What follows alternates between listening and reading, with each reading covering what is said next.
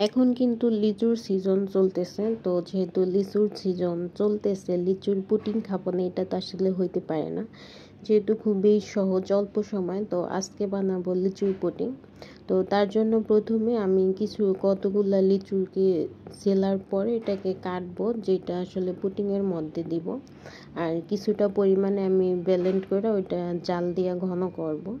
যার জন্য প্রথমে কয়েকটা বাছার পর ওইটাকে কাটছি ছোট ছোট টুকরা করে। এটা আসলে হাত দিয়ে করা যায়, মাঝখানে দিলে আমি 2 ভাগ করার জন্য, বাকি কিছু হাত দিয়া। এখন এগুলো আলাদা আমি সরায় রাখছি পরবর্তীতে দেওয়ার জন্য।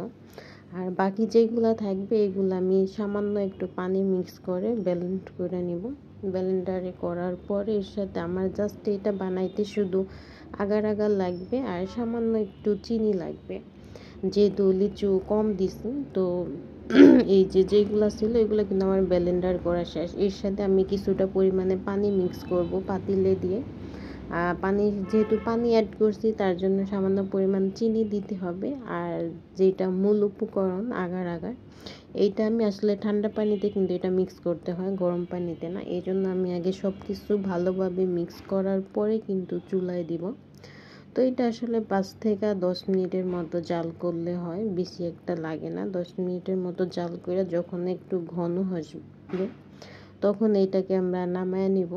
তো এটা কিন্তু আপনার লিচু দিয়ে বানাইলে যদি সবগুলো ব্লেন্ডার কইরা জমাট কইরা এরপরে এভাবে প্রসেসিং করি তখন কিন্তু একবারে বাজারে যে আমরা ড্রিঙ্কও খাই ড্রিঙ্কর মতো কিন্তু লাগবে। আর লিচুগুলো যদি এটার মধ্যে কিছুটা থাকে ওই যে ড্রিঙ্কর মতো শক্ত শক্ত হয়। তো আমার কিন্তু অলমোস্ট জাল করা শেষ। এই যে এগুলা কাইটা রাখছিলাম আমি এখন এই বাটির মধ্যে ফ্রিজে জমতে দেব। তো গরমে এটা ঢালার মতো আমি কিছু সময় রাখবো। রাখার পরে যে লিচুগুলা কাটা ছিল ওইগুলো আমি এর মধ্যে দিয়ে একটু নাড়াচাড়া করে দেবো, কারণ এগুলো যেহেতু একটু ভারী সবগুলো কিন্তু নিচে জমে যাবে। তো চেষ্টা করবেন মাঝে একবার একটু লাড়া দেওয়ার জন্য।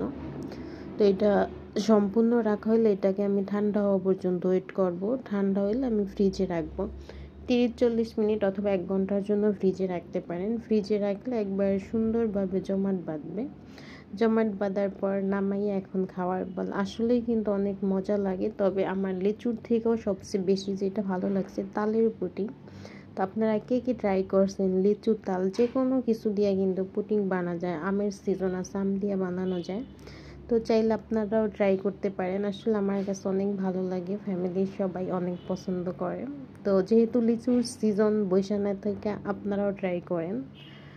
আর সবাই কেমন আছেন অবশ্যই জানাবেন। ভালো থাকবেন সবাই, দেখা হবে নেক্সট কোনো ভিডিওতে। আল্লাহ হাফেজ।